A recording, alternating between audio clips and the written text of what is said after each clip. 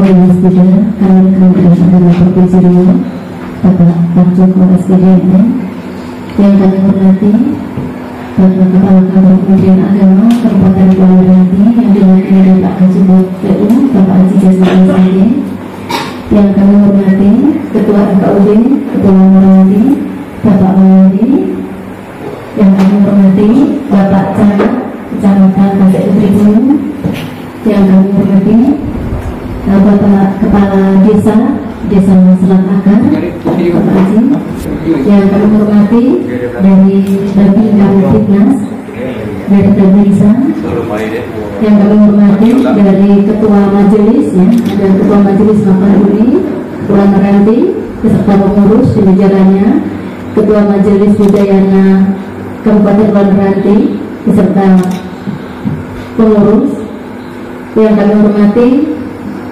tokoh agama, tokoh masyarakat yang ada di Desa Selat Akar, yang kami hormati para penyuluh agama, guru agama, tokoh pemuda, lintas agama yang ada di Desa Selat Akar. Sebelumnya marilah kita mengagunkan rasa syukur kita pada Tuhan Yang Maha Esa. Salam, Assalamualaikum, selamat pagi, Assalamualaikum, dan namo buddhaya. Salam kebajikan. Semoga pada pagi hari yang penuh berkah ini kita semuanya diberkahi dengan sehat, bahagia lahir dan batin. Pertama-tama kami mengaturkan terima kasih yang sebesar-besarnya kepada Bapak Kepala Desa Selat Akar yang telah memfasilitasi pertemuan ini. Mendadak ya Pak ya, kami juga mohon maaf ya, setidaknya karena mengingat pentingnya umat beragama ya, dan juga program prioritas Kementerian Agama ini tentang moderasi beragama. Maka kami berharap dengan adanya pertemuan yang ada kita laksanakan di Desa Selat Akar ini dapat mewujudkan kerukunan umat beragama yang sudah terjaga dengan baik di Desa Selat Akar ini menjadi semakin lebih baik lagi dan ditingkatkan moderasi beragama.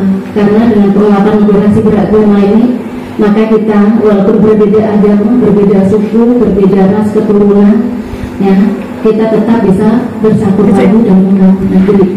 Maka dengan pertimbangan hal tersebut ya, adakan pertemuan dialog kerukunan lintas agama yang dilaksanakan di Desa Selat Akar ini.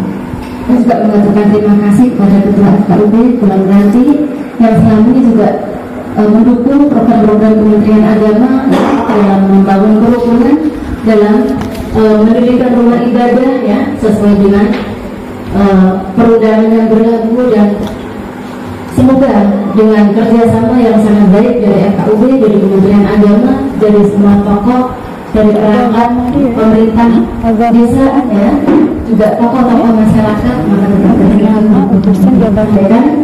jangan lupa kami sampaikan untuk pengantar kegiatan sebagai laporan pada pagi hari ini. Mengingat waktu, selamat maaf, terima kasih. Saya akhiri, selamat pagi, salam sejahtera buat kita semuanya, dan bagi yang beragama Buddha, namo buddhaya. Terima kasih. Mungkin selanjutnya sambutan yang akan disampaikan oleh Pak Kepala Desa Pak Haji, dipersilakan. Selamat pagi dan salam sejahtera untuk kita semua. Namo buddhaya. Terlebih dahulu yang saya hormati Bapak Dinas, Pak Dinas, yang saya hormati Pak Bantu, pengurus vihara Pak Alek, dan rekan-rekan kita yang dari Selapanjang ya, yang pemuka-pemuka agama, pemuka adat, pemuka agama yang lain seperti agama Islam, agama Kristen, yang saya hormati para seluruh undangan yang hadir pada hari ini.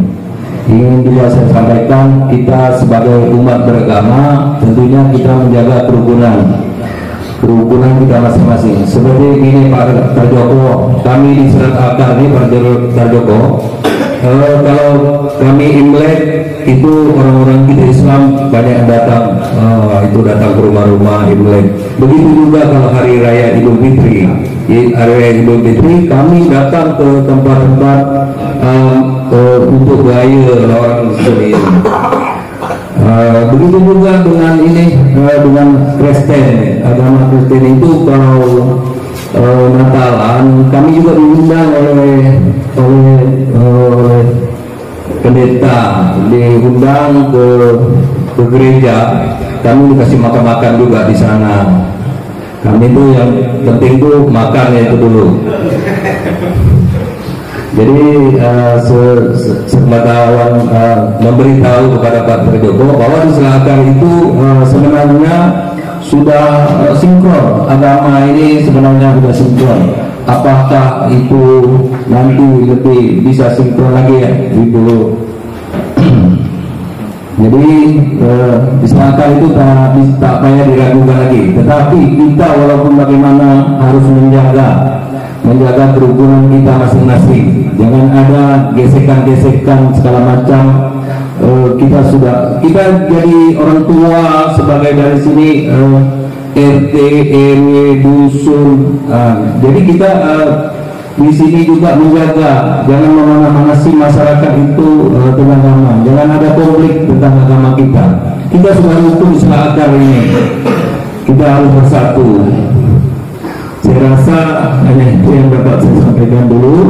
Selamat pagi, salam sejahtera untuk kita semua. Namo Buddhaya. Namo Buddhaya. Dilanjutkan sambutan dari Calon Kasih Putri Bulu yang disampaikan oleh Bapak Zainal SD. Bapak dipersilakan.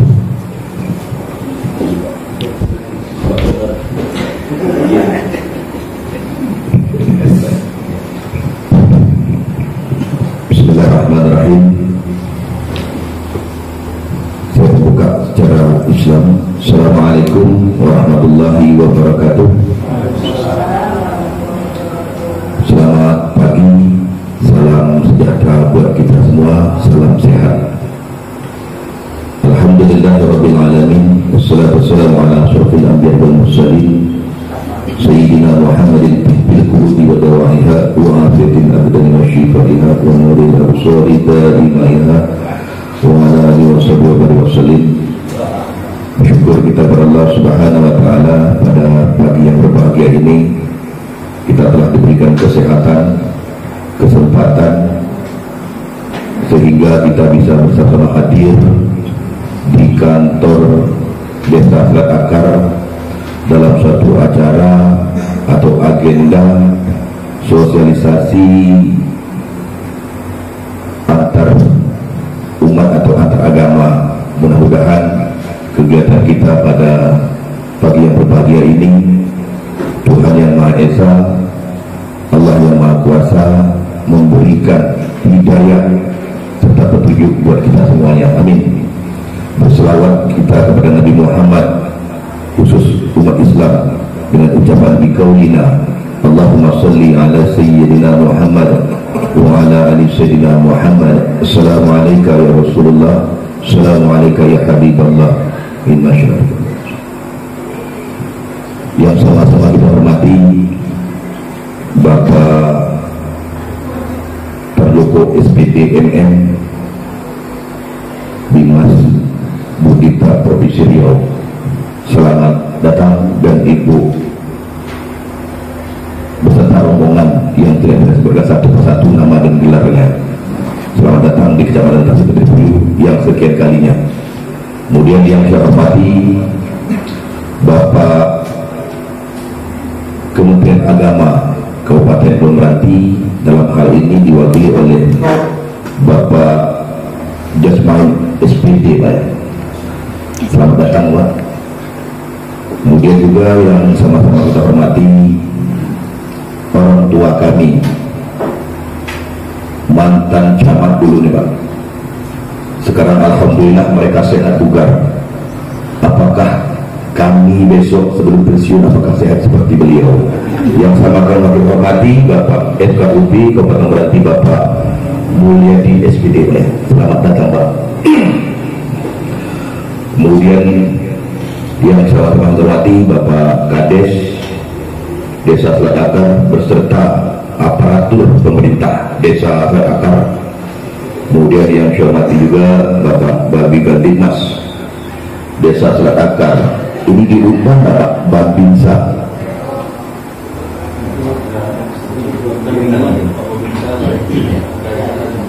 Oh ya.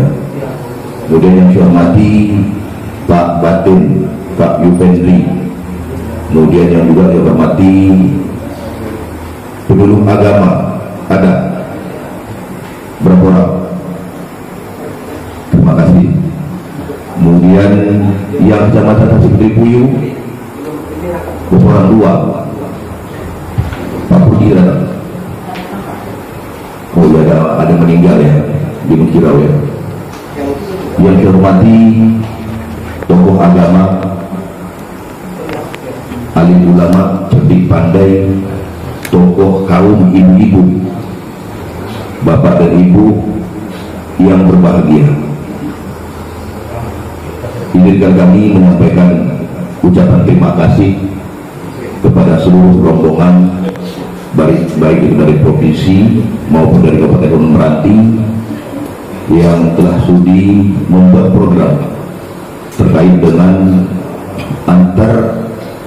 hubungan antara umat, hubungan yang harmonis dalam dinamika pergaulan hidup bermasyarakat. Apa yang disampaikan oleh Pak Kades tadi untuk Kecamatan Kasih Putri Puyuh, ini bukan harmonis lagi nih Pak, macam adik-beradik. Jujur saya sampaikan Pak, macam adik-beradik. Artinya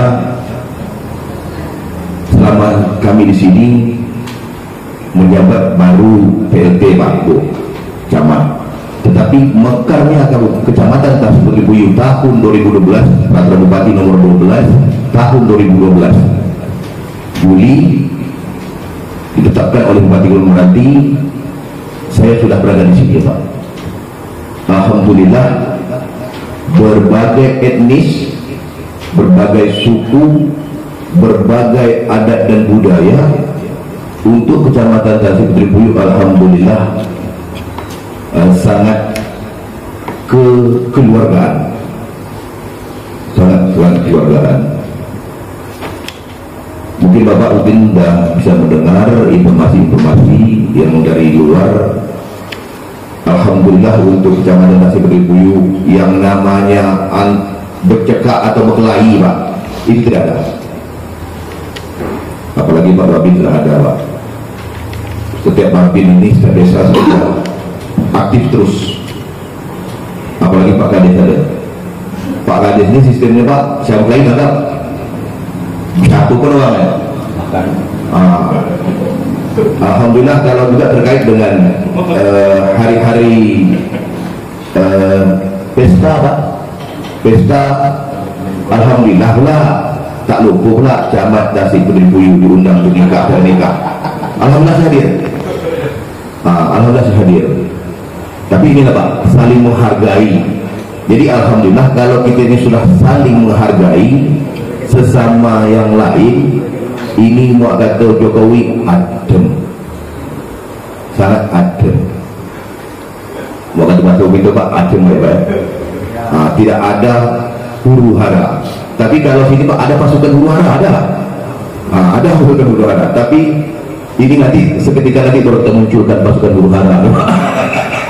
Termasuk camatnya nanti pasukan huru hara nantinya. Bapak dan Ibu yang kami hormati, sekali lagi kami berharap juga kepada seluruh masyarakat kami yang khususnya hari ini saya melihat kehadirannya hanya terakar ya. Sebenarnya lebih jauh besar lagi Bu, misalnya sampai ke Kuda, sampai ke Tanjung Padang ya kan. Dan juga hari ini mohon maaf kita ada juga yang Buddha, ada yang Kristen, ada ya banyak, Islam juga ada. Ini kedepannya supaya nanti Pak Jokowi menganggarkan nanti telepon Pak Gubernur Pak suruh masuk anggarannya Tapi bukan itu menjadi nilai, Pak, mohon maaf. Tetapi pada hari ini kita sama-sama mendengar penyampaian dari senior kita, narasumber kita nantinya terkait dengan rukun umat beragama untuk Kecamatan Dasih Putri Puyuh. Barangkali para jemaat yang berbahagia ini hanya ini yang bisa kami sampaikan. Mohon maaf apabila ada kata yang kurang berkenan di hati Bapak dan Ibu. Saya atas nama pribadi beserta jajaran pemerintah Kecamatan Dasih Putri Puyuh, seluruh masyarakatnya, kami mengucapkan mohon maaf yang sebesar-besarnya, dan apabila pada layanan kami kurang pada tempatnya, kami mohon dibanjiri air kemaafan. Demikian yang bisa kami sampaikan, dan akhiri wabillahi taufiq wal hidayah wal ridho wal hidayah. Wassalamualaikum warahmatullahi wabarakatuh. Pada Pak Camat yang telah memberikan sambutannya. Selanjutnya sambutan berikutnya adalah Bapak Kasubag PU Kementerian Agama Kabupaten Kepulauan Meranti akan disampaikan oleh Bapak Haji Yasmail SAG Kabupaten. Persilakan. Untuk yang beragama Islam, Assalamualaikum warahmatullahi wabarakatuh. Dan kawan-kawan yang beragama Islam, Assalamualaikum warahmatullahi wabarakatuh. Selamat pagi, salam sejahtera, lalu baik yang sama-sama kita hormati dan kita muliakan Bapak kami Bapak Terjoko Pembebas Buddha Pemilih Kementerian Agama Provinsi Riau beserta ibu dan beserta rombongan yang sama-sama kita muliakan Bapak Camat Kecamatan Dasih Putri Puyuh, Bapak Kepala Desa Selataka dari Kapolsek bagian Kamtibmas yang juga sama-sama hadir dengan kita hari ini, dan senior kami Bapak Mulyadi sebagai Ketua FKUB yang juga sudah bertahun-tahun malah meminta kepulauan ini, baik dalam kegiatan sosial maupun dalam masalah kegiatan keagamaan. Kemudian kawan-kawan daripada tokoh agama yang hadir pada hari ini, baik dari organisasi keagamaan maupun kelembagaan serta pribadi yang mewakili agama pada hari ini, baik dari Islam, beberapa orang penyuluh yang ditugaskan di sekitar Selataka, baik yang beragama Islam maupun yang agama Buddha serta yang beragama Kristen. Kalau tak salah di Bandung ini ada penyuluh kita yang dari Kristennya, tidak ada yang dari Katolik, kalau tak salah ada satu. Di penyuluh kita ada yang Islam, ada yang Buddha, ada yang Kristen. Kalau yang Buddha di Selataka ada satu. Sebagai umat beragama, mari kita mengagungkan Tuhan yang Maha Kuasa sesuai dengan keyakinan dan kepercayaan kita masing-masing. Mudah-mudahan dengan selalunya kita menyangkutkan hati kita dengan kemahakuasaan Tuhan yang Maha Penyelamat. Mudah-mudahan di dalam kehidupan kita selalu diberi keselamatan, kebahagiaan dalam kehidupan ini. Terima kasih kepada Ibu Meta, penyelenggara Buddha yang tidak pernah jemu untuk turun ke daerah-daerah bersama FKUB selama ini, dan juga kedatangan Bapak Terjoko ke Kabupaten Kepulauan Meranti sekaligus untuk kunjungan kerja ke Dasih Putri Puyuh, khususnya di Desa Selataka ini. Dan kemudian keterbukaan Pak Camat dengan Pak Kades memfasilitasi pertemuan hari ini. Kami mengucapkan terima kasih yang sebesar-besarnya, baik dalam pelaksanaan kita hari ini maupun telah meluangkan waktu bersama-sama dan digagas oleh penyelenggara kita untuk pertemuan harmonis lintas tokoh agama khususnya di Selat Akar. Jadi Pak Camat ini khusus untuk Selat Akar ya, nanti silakan. Mudah-mudahan seperti harapan Pak Camat tadi, kalau abang kami berkenan besok untuk kecamatan Resik itu gitu.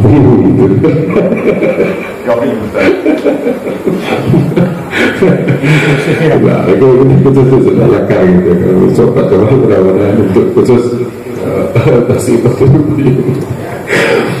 gitu.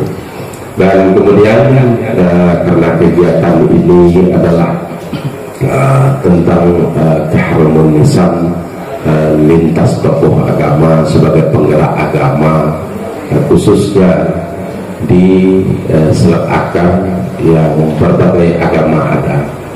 Satu hal Pak Camat dengan Mbak Kamtibmas dan juga Bapak Kepala Desa dan abang kami Pak Terjoko, indeks kerukunan beragama itu di FKUB Provinsi Meranti itu tidak dihitung tempatnya. Yang Meranti itu salah satu mendongkrak indeks kerukunan umat beragama di Riau. Untuk kita agak sedikit dulu. Kerukunan umat beragama antar kabupaten itu kan 12 kabupaten. Nah, salah satu yang mendongkrak indeks kerukunan umat beragama itu di Riau ini salah satunya adalah Kabupaten Kepulauan Meranti. Kalau secara nasional Riau itu indeks kerukunannya paling rendah. Kalau di nasional paling rendah. Walaupun di antara kita selama ini tidak ada persoalan-persoalan agama, tapi ada beberapa indikator penilaian itu. Maka untuk di Riau kita di tingkat nasional kita termasuk yang paling rendah indeks kerukunan umat beragama. Apalagi waktu penilaian itu pas yang tertangkap yang 14 orang itu menjadi masalah. Pas di saat penilaian itu yang di Dumai itu Pak Kamtibmas tertangkap itu yang mencederai sikit itu gitu. Akhirnya indeks kerukunan umat beragama kita itu rendah di Riau itu. Tapi salah satu pendukung indeks beragama kerukunan umat beragama di Riau itu kita mendapat nilai sekian itu salah satunya sumbangsihnya dari Kabupaten Kepulauan Meranti. Karena kita lengkap agama yang 6 itu di Kabupaten Kepulauan Meranti gitu kan. Di kabupaten lain tidak lengkap itu. Kalau kita lengkap semuanya, Islam ada, Kristen ada, Katolik ada, Konghucu ada, Buddha ada, Hindu itu juga tidak ada. Cuma yang tidak punya rumah ibadah cuma kita satu Hindu kita tidak punya rumah ibadah, tapi masyarakatnya umatnya ada. Setiap kegiatan kalau di Selat Panjang juga tetap kita undang. Nah itu salah satu, berarti keberhasilan itu adalah keberhasilan kita semua. Keberhasilan itu adalah keberhasilan kita semua. Dan juga dari pemerintah 4 tahun kebelakangan ini sudah rutin juga dari Kementerian Agama, walaupun dengan dana yang tidak cukup, hanya sekedar untuk membantu operasional dari FKUB gitu. Ada setiap tahunnya itu tak bisa diganti-ganti, walaupun ada bahasa refokusi, bahasa di dalam penganggaran itu boleh direvisi segala macamnya, tapi untuk dana FKUB itu tak boleh diotak-atik. Tak boleh diotak-atik, apalagi sekarang untuk FKUB itu sudah dicantumkan dalam penganggaran gitu. Kan di zaman Pak Tito dulu kan gitu, zaman Pak Tito baru menjadi Menteri Dalam Negeri, tidak akan disahkan anggaran APBD-nya atau anggaran apa kalau di dalam DIPA-nya itu tidak ada untuk pelaksanaan kerukunan umat beragama. Artinya pemerintah sangat konsen dan sangat mempunyai kepentingan tentang masalah kerukunan ini. Karena apa? Karena agama itu sangat mudah untuk dikipas-kipas gitu. Agama itu paling mudah untuk dikipas-kipas. Nah, berhati-hati tentang masalah agama. Nah, untuk pendirian rumah ibadah kita sudah sepakat ada yang namanya acuan kitab induk kita. Kitab induk kita itu adalah PBN nomor 9 nomor 8 itu kitab induk kita. Kitab kita satu-satunya cuma itu tentang pendirian rumah ibadah. isi kitabnya tak terlalu banyak tentang pendirian rumah ibadah. Yang penting kalau secara administrasi baik kepala desa maupun Pak Camat segala macamnya, itulah kitab induk kita itu, PBN nomor 9 nomor 8 itu peraturan bersama Menteri nomor 9 nomor 8, itulah induknya. Soal administrasi biasa saja gitu kan, pokoknya ada surat tanahnya. Ya kalau tak ada surat tanah itu kan di tanah orang dibangun tak mungkin gitu kan. Itu kan administrasi biasa gitu kan. Kalau ada pengurusnya itu kan biasa harus di SK kan. Nah syarat yang mutlak dari pendirian rumah ibadah itu kan kalau orang ya kan cukup 90 pengguna, apapun rumah ibadahnya 90 pengguna. Itu dibuktikan dengan KTP dan ada berita pertemuan untuk mengumpulkan itu keinginan orang membuat rumah ibadah, dibuktikan dengan KTP. Kalau skopnya adalah desa, maka cukup hanya kepala desa yang mengetahui KTP yang 9 itu. Tapi kalau sudah menyeberang ke desa lain, berarti sudah teritorial. Pokoknya Selat Akar, kalau yang bertetangga dengan Selat Akar desanya yang Pisang, contoh Pisang. Pokoknya kawan-kawan dari Kristen atau kawan-kawan dari Katolik ingin buat gereja di Selat Akar tak cukup 90, tapi bisa ke Pisang, orang yang ada di Pisang itu ke sini jamaahnya itu bisa. Maka 2 desa itu, kalau sudah 2 desa itu tidak kepala desa yang menandatangani lagi, itu sudah kecamat, sudah camat. Umpamanya Buddha ingin membuat kelenteng atau vihara dan segala macamnya, tak cukup di Tasik Putri Puyuh 90 itu. Ya di Selat Akar pokoknya 3 orang, di Bandung 3 orang, Pulau Padang 4 orang, dan cukup 90. Digabung dengan Belitung atau digabung dengan Pulau Marbau, disatukan satu rumah ibadah, maka yang menandatangani 90 lagi itu tidak Pak Camat lagi, itu bupati. Jadi teritorial, semakin luas bahaya, tapi tidak ada yang bisa lagi menghalangi kita semua untuk mendirikan rumah ibadah. Tidak ada lagi. Nah kalau terjadi tempat pendiriannya, sebetulnya jiwa kita ini sama saja. Umpamanya ini lingkungan ini dekat rumah saya Islam. Orang nak buat gereja di situ pasti hati kecil saya tak mau. Begitu juga kalau ini orang Buddha, orang nak membuat masjid di situ pasti hati kecil dia tak mau. Begitu juga orang Kristen gitu. Nah, kalau rumahnya di situ orang ingin membuat vihara di situ pasti hati kecil dia tak mau. Itu harus dipelihara, itu memang harus dipelihara. Itulah nilai kita kepada Tuhan kita masing-masing. Itu keyakinan itu harus dipelihara. Nah begitu. Tapi untuk menyembahkan itu apa? Ada lagi di dalam PBN yang nomor 9 tadi. Namanya pendukung 60 di sekeliling kita. Siapa yang menggawangi nanti? Ini yang di dalam hati tadi dibukakan keluar itu FKUB, itu kan gawang. Artinya apa? Kalau di sini rumah Bapak, orang membuat vihara Bapak tak suka. Tapi di sini nanti umat Bapak ada juga Islam, di situ ada lagi orang Buddha tak mau pula dia membuat. Berarti itu rasa. Itu yang diungkapkan oleh pemerintah, itu harus ada pendukung yang 60. Berarti kalau di sini tidak boleh, di sini juga tak boleh, di sini tak boleh. Akhirnya siapa yang rugi? Kita semua yang rugi. Kita orang beragama semuanya tak bisa membuat rumah ibadah. Kalau kita memperturutkan cuma hati kita saja, maka di dalam konteks pemerintah itu apa kerukunan itu di situ dimunculkan. Nah, gitu kan? Begitu dimunculkan. Jadi kalau umat beragama sudah memahami seperti itu, kita aman-aman saja. Apalagi memang sudah dituangkan di dalam undang-undang konsep konstitusi kita. Intern umat beragama harus akur. Nah, ekstern umat beragama harus akur. Nah, intern umat beragama dengan pemerintah harus akur. Kalau kita di intern kita saja tidak akur, bagaimana dengan ekstern? Ya, umpamanya umat Buddha sama umat Buddha saja tidak akur, orang Kristen sama Kristen saja tidak akur, Islam sama Islam saja tidak akur, gitu kan? Jadi bagaimana akan akur dengan Buddha dengan Kristen, Kristen dengan Islam, Islam dengan Hindu, bagaimana akur? Sedangkan kita sendiri saja tak bisa akur. Kalaupun bisa kita akur-akurkan, itu kalau istilah orang sekarang apa namanya Pak Tuna? Lip service saja. Nah, sama saja dengan kehidupan kita sehari-hari. Kalau dengan orang tuanya saja tidak baik, bagaimana dia tidak akan baik dengan Pak Camat? Kalaupun dia tengok-tengok Pak Camat itu cuma lip service saja. Pokoknya dia dengan orang tuanya tak baik, tapi dengan Pak Camat itu lip service saja, bohong saja semuanya itu. Dengan orang tuanya, karena apa? Apapun agama kita di atas dunia ini yang patut kita hormati cuma satu saja. Asal berbentuk manusia yang perlu kita hormati siapa? Orang tua kita.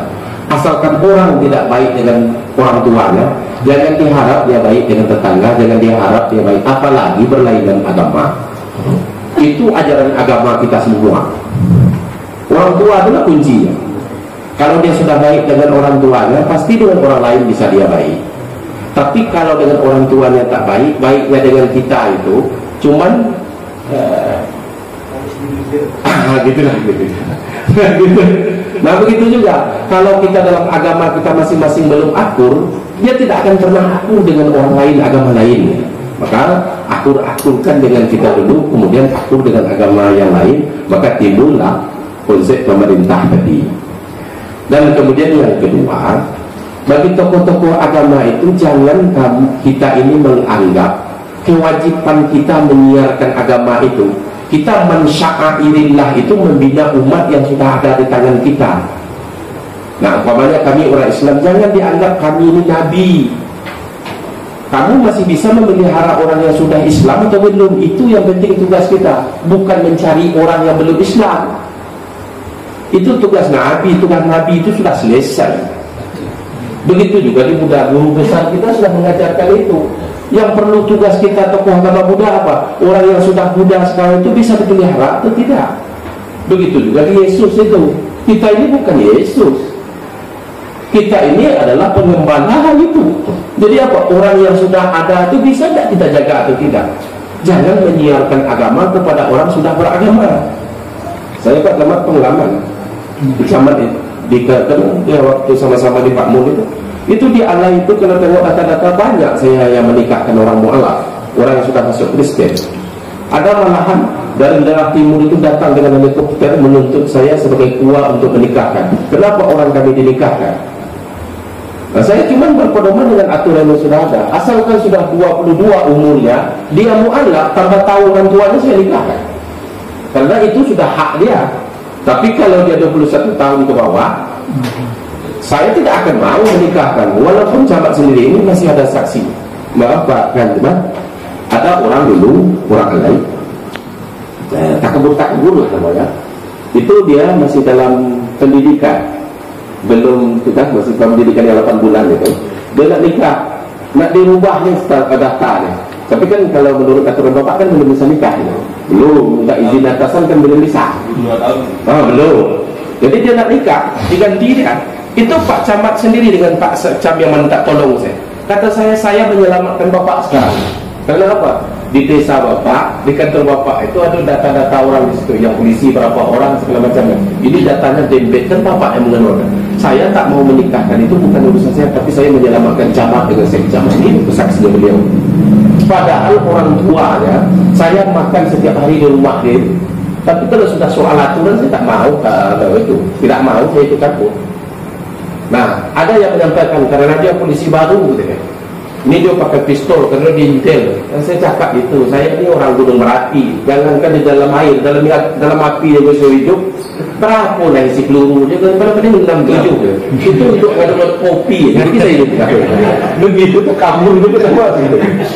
Tak kena memang dia pun tak kalah membak kita kan. Tapi aturan memang seperti itu. Itu kawan-kawan beragama memahaminya seperti itu.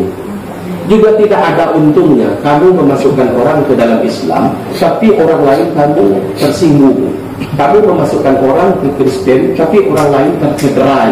Kamu memasukkan orang ke dalam Buddha, tapi orang lain itu agamanya kamu injak-injak. Juga tidak ada kebahagiaan dalam agama seperti itu. Agama itu sesuai dengan hati nurani berjalan.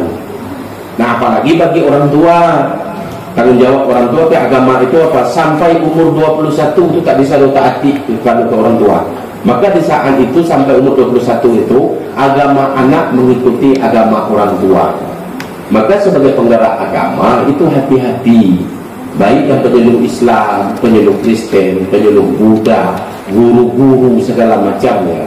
Yang anak itu, walaupun anak itu yang kamu pengaruhi, tapi itu kamu sudah menyinggung perasaan agama orang tuanya. Di saat itu kita tidak akan pernah luput. Ya kalau punya abang sudah saya ambil, abang tak akan hilang. Oh gitu. Kalau Pak Camat mengambil hak saya tidak akan mau gitu. Itu dunia sampai ke akhirat pun kita akan tetap bentuk-bentukkan itu nanti. Akhirnya sama-sama masuk neraka kita nanti semua, gitu. Gitu kalau agama itu. Nah gitu kan beragama Pak, untuk di pengalaman-pengalaman bersama kan, orang Islam yang pertama mau menghadiri Imlek itu ada namanya Jasmail di Selat Panjang itu tahun 2002 di Patria Dharma. Belum ada pemerintah yang beragama Islam yang mau menghadiri acara Imlek deh. Itu Jasmail, tak sapu orang, tak sapu tak. Itu dulu kalau dari provinsi itu kalau Natalan bersama Selat Panjang itu yang mau menerima tamu-tamu pendeta atau kawan-kawan dari pembimbas Kanwil itu yang agama Kristen itu masih ada catatan namu di situ. Pasti saya inapkan itu di Purama. Nah, orang lain tak mau, itu bukan agama kita. Nah, itu padahal saya ditugaskan pada waktu itu sebagai penyuluh agama Islam. Tapi saya yang tukang bawa agama Kristen. Gitu. Kalau yang paling kental saya berkawan dulu itu dengan Katohe almarhum yang dekat dia Sudarso itu, yang anaknya itu Nestun itu, yang anak-anak keturunannya itu di desa Teluk Kepau itu banyak. Itu malahan kami satu motor pergi berdakwahnya ke Kristen, saya ke masjid, malahan kami sama-sama, tak ada juga masalah. Jadi yang diwajibkan ke kita itu umat yang sudah sampai ke tangan kita itu terselamatkan atau tidak. Ini saja sudah tidak selamatkan, nanti cari orang lain dimasukkan. Jadi akhirnya kapal kecil penumpangnya banyak, akhirnya karam semua. Nah, jadi beragama itu dalam konteksnya itu apa? Kamu jangan tamak beragama itu. Yang ini juga tidak terselamatkan, lalu sudah ditambah. Sama juga dengan program KB. Yang 2 orang anak saja payah mengusir, ditambah lagi 2 orang lagi, ya kalau kabut lah. Jadi begitu juga beragama. Jadi tokoh-tokoh agama harus memahami. Nah sebetulnya itu kuncinya kawan dengan Pak Sakim Mas. Kerukunan itu apa? Yang kerukunan itu tokoh-tokoh ini, asalkan sudah rukun tokoh ini, umat kita ke belakang itu bisa kita netralkan. Tapi kalau umat kita tidak mau mengikuti tokoh, berarti yang itu kita belum berhak menjadi tokoh. Jadi tokoh-tokoh Allah namanya. Nah gitu, yang kita berkumpul hari ini, kalau umat kita tidak bisa kita netralkan, berarti kita ini belum berhak jadi tokoh gitu. Maka sia-sia saja kita ditunjuk jadi penyuluh Kristen, ditunjuk jadi Buddha, ditunjuk menjadi bigu, ditunjuk menjadi pastor, ditunjuk jadi kiai, jadi ustaz, ditunjuk menjadi imam, menjadi tokoh agama. Rugi saja kita. Kita saja yang menganggap kita tokoh agama, tapi umat tidak mau mengikuti kita gitu. Nah, itu konsep-konsep yang perlu, karena agama ini sangat mudah digesek. Asal digesek menyelesaikannya minta ampun susahnya. Kalau masalah budaya kita masih bisa cepat menyelesaikan. Kalau perkara hutan masih bisa cepat kita menyelesaikan. Kalau perkara tanah kita masih. Tapi kalau sudah satu agama digesek, itu menyelesaikannya tidak mudah. Jadi sebelum itu ada di kita, khususnya di Meranti atau Salat Akar ini, itu yang tidak boleh kita bisa gesek-gesek. Maka kita berlomba sekarang ini, rumah ibadah yang sudah ada berlomba kita membenahnya. Umat yang sudah ada, mari kita jadikan dia menjadi orang yang baik dalam beragama. Nah, itu yang penting kita manfaatkan gitu. Karena setiap kita pasti ingin seluruhnya memasuki keyakinan kita, tapi keyakinan itu tidak bisa kita kejar-kejar betul. Karena apa? Karena ini adalah konsep ketuhanan. Konsep ketuhanan itu ada yang tidak bisa kita realisasikan dengan pikiran kita kalau sudah konsep ketuhanan aja tidak masuk. Sekarang bagaimana konsep ketuhanan itu bisa kita wujudkan di dalam konsep kemanusiaannya. Selagi konsep kemanusiaannya sama dengan moto orang itu, bahwa agama itu adalah benar semua. Benar itu apa? Kalau Islam beragama dengan benar menurut Islam, Kristen beragama benar menurut Kristennya, Hindu beragama benar menurut Hindunya, Buddha beragama benar menurut Buddhanya. Jangan diadu-adu. Kalau yang paling benar ini Islam, jadi agama orang tak benar semua. Kalau yang benar ini Buddha, agama orang tak benar semua. Yang benar itu Kristen, jadi agama orang tak benar-benar. Jadi kapan benarnya? Nah, yang menjadi masalah kadang-kadang yang benar itu yang dulu mati, orang yang tak benar belakangan matinya. Itu lebih susah lagi benar. Kata dia benar, dia dilindungi Tuhan, tapi dia cepat mati. Orang yang dianggap dia tidak benar masih sehat-sehat saja. Maka itu susah memang. Nah, gitu. Jadi kawan-kawan khusus di Kabupaten Kepulauan Meranti, saya salah satu masih bertahan di Kabupaten Kepulauan Meranti. Kalau orang Meranti ini baik-baik gitu. Saya sebetulnya 23 tahun di Meranti ini. Sebetulnya saya orang Minang gitu. Sebetulnya lah ingin juga keluar, tapi menengok orang Meranti ini beragama dia baik-baik, itu yang masih betah sampai sekarang. Jadi kalau hormati tokoh-tokoh agama, yang penting itu yang menjaga yang sudah beragama statusnya.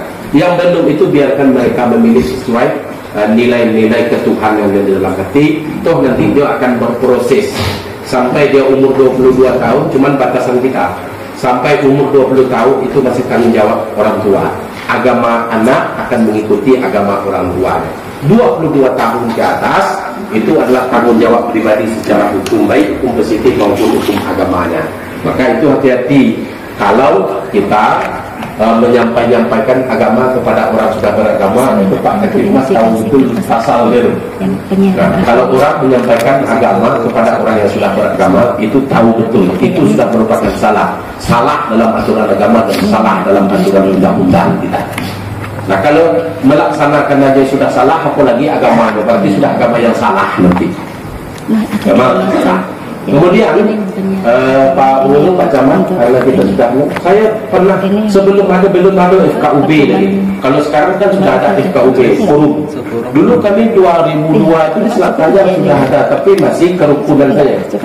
Waktu itu bukan di bawah Pakem, Pak. Dulu kan ada kita Pakem dulu, tinggal dari kejaksaan itu, yang pengadilan itu. Bukan mereka pakai itu, di Selat Panjang itu sudah ada. 2002 dulu kita sudah membuat wacana itu. Kalaupun ada perpindahan antara satu penduduk agama kepada agama yang lain, itu harus sama-sama terbuka. Artinya kita buatkan surat. Kalau orang Islam namanya ini siapa yang protokol tadi kan Pak Srifudin itu termasuk binaan dulu. Jadi kalau dia masuk Islam, orang dari Buddha, dari Kristen, itu tanya viharanya selama ini di mana? Kalau dia masuk Kristen, gerejanya di mana? Jadi kalau dia sudah masuk Islam, dibuatkan, nanti dibuat cetakkan surat mu'alafnya itu, diantar ke gereja, dia diantar. Jadi orang itu tahu bahwa dia sudah pindah agama. Begitu juga orang Islam. Kalau dia pindah kepada Buddha, tanya dia, masjidnya selama ini di mana? Jadi buatkan surat ya, masukkan ke masjidnya bahwa dia sudah pindah agama. Kristen begitu juga. Kalau ada orang Buddha pindah kepada Kristen, buatkan surat yang masuk ke. Kan ada di baptis itu. Kalaupun tidak sampai kepada baptis itu, tokoh-tokoh agama Kristen harus mempersiapkan lembar pernyataannya dia masuk Kristen. Nanti tanya viharanya di mana, masjidnya di mana, masukkan ke situ. Akhirnya apa? Kalau dia sudah masuk, itu menjadi tanggung jawab tokoh agama masing-masing. Yang susah itu nanti kita berebut mayat. Itu yang lebih kacau lagi. Kata orang Islam dia masih Islam, kata orang Buddha dia sudah Buddha, kata orang Kristen Kristen. Kebetulan speak dia tenggelam, dapat mayat dia, berebut mayat gitu. Kalau berebut sagu masih ada untungnya, dia berebut mayat. Tapi kalau bapak nak coba-coba berebut mayat, silakan. Ya itu, karena apa? Ada tanggung jawab moral dalam kita ketuhanan kita masing-masing. Kalau sempat orang Islam tidak diselenggarakan jenazahnya seperti Islam, akan tanggung jawab kita. Orang yang matinya sudah selesai. Ada orang Buddha yang meninggal tidak dilaksanakan penyelenggaraan jenazahnya seperti Buddha, ini akan ada tanggung jawab kita, tidak di dunia saja. Begitu juga orang Kristen. Kalau sempat tidak dilaksanakan secara Kristen, ini akan tanggung jawab agama kita. Nah, yang saya lebih bagus berebut orang hidup daripada berebut orang mati. Kalau berebut orang hidup bisa dipasangkan tiket. Kalau berebut orang mati, siapa yang berkawan dengan orang mati? Nah gitu, hati-hati itu agama gitu kan. Nah itulah konsekuensi beragama. Jadi kalau ingin kita teratur beramai, kita bagus, maka konsep agama memang di dalam undang-undang kita itu sederhana saja. Intern umat beragama, ekstern umat beragama dengan pemerintah. Kan sederhana bahasa pemerintah, tapi menerjemahkannya ke bawah itu kita yang menerjemahkannya. Nah, mudah-mudahan kita rukun semua, tokoh-tokoh agama kita itu komitmen dan menjaga umat kita masing-masing. Tak ada menyinggung lagi, tak ada gesek-gesek mengesek lagi. Tapi yang disampaikan Pak Kepala Desa tadi kita cukup gembira. Kalau ada orang Imlek kita sama-sama, kalau ada Natalan kita bersama-sama, kalau ada orang Idul Fitri kita bersama-sama. Kalau ada orang Imlek bersama-sama, kan tidak harus saya jadi orang Buddha. Kalau ada orang Natal, kan tidak harus saya menjadi orang Kristen. Kalau ada orang Idul Fitri, orang Buddha, orang Kristen, kan tidak harus masuk Islam. Itulah kerukunan itu, dan disitulah harmonis hidup kita. Mari kita Imlek bersama, mari kita Idul Fitri bersama, mari kita Natalan bersama, tapi tanpa merubah keyakinan kita masing-masing. Kalaupun kita masih merugi nanti di akhirat, tapi kita masih mempunyai untung di dunia. Tapi kalau bapak di dunia sudah rugi, apalagi nanti di akhirat, lebih rugi nanti. Paling tidak, memang kita ingin mencari keuntungan kedua-duanya. Di dunia kita beruntung, di akhirat kita beruntung. Tapi kalaupun kita tidak terlalu beruntung di dunia, paling tidak kita mendapat untung di akhirat. Kalaupun tidak ada jaminan nanti kita beruntung di akhirat, mudah-mudahan kita dapat untung di dunia. Itulah kunci keharmonisan kerukunan itu. Nah, mungkin barangkali itu saja untuk sementara yang dapat saya sampaikan. Banyak maaf, terima kasih. Akhir kalam, assalamualaikum warahmatullahi wabarakatuh. Assalamualaikum warahmatullahi wabarakatuh.